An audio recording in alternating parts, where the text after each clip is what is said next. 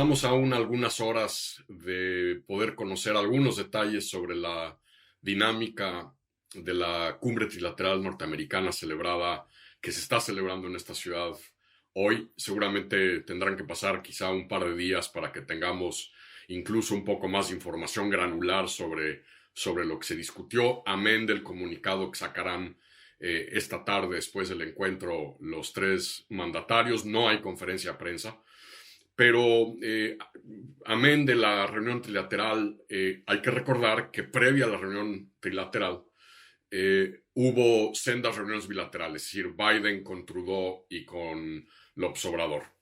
Y en la bilateral es muy probable que un tema que ayer se anunció aquí en Estados Unidos y que va a tener profundas implicaciones para la relación bilateral yendo hacia adelante haya sido mencionado, y es el informe, los datos de que en el periodo, los últimos 12 meses en Estados Unidos han muerto más de 100,000 estadounidenses por sobredosis de opiáceos. Esto es un tema más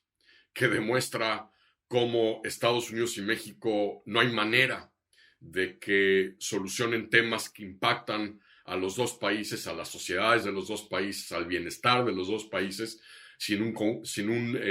paradigma de responsabilidad compartida.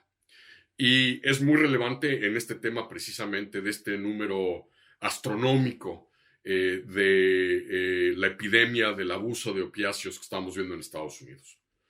Por un lado, hay que subrayarlo y no hay que quitar el dedo del renglón. Es decir, lo que estamos viendo en Estados Unidos es el producto de un sistema de prescripciones y sobreprescripciones de medicinas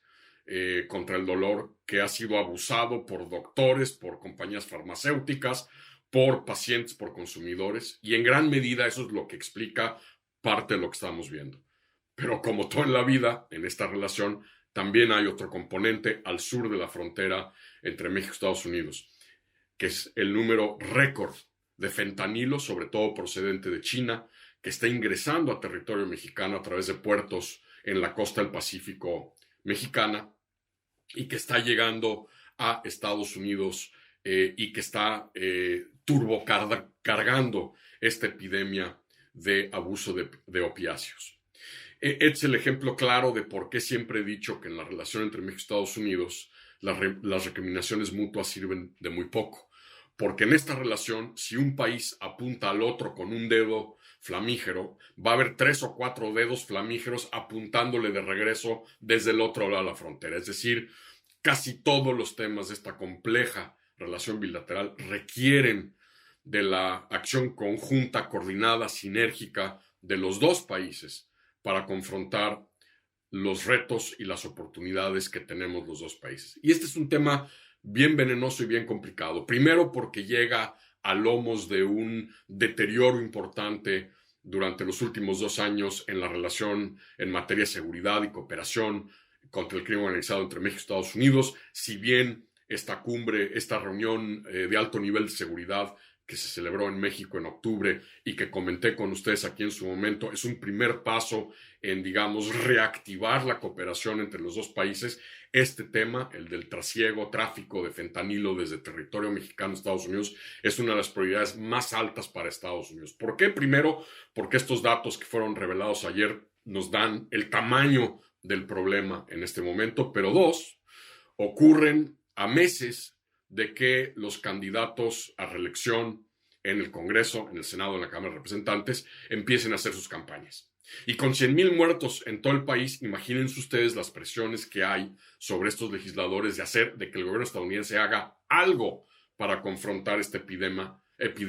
de opiáceos. Y ahí es donde entra México. Primero, porque el hecho de que estén entrando desde México estas cantidades, estos volúmenes de fentanilo, pone a México en la mira, lo pone en la mira primero del Ejecutivo estadounidense, que está presionando a México para que tome cartas en el asunto, pero peligrosamente también nos va a poner en la mira de legisladores que, o presionados por sus electores o porque muchos en el Partido Republicano van a recurrir al manual del alcahueteo político electoral de México como piñata electoral en el tema migratorio, en el tema seguro de la frontera. Este tema, el fentanilo, y el cruce de fentanilo por la frontera, pues abona a esa narrativa de estarle pegando por un lado a la administración por hacer muy poco, entre comillas, para combatir el tráfico de estupefacientes y de psicotrópicos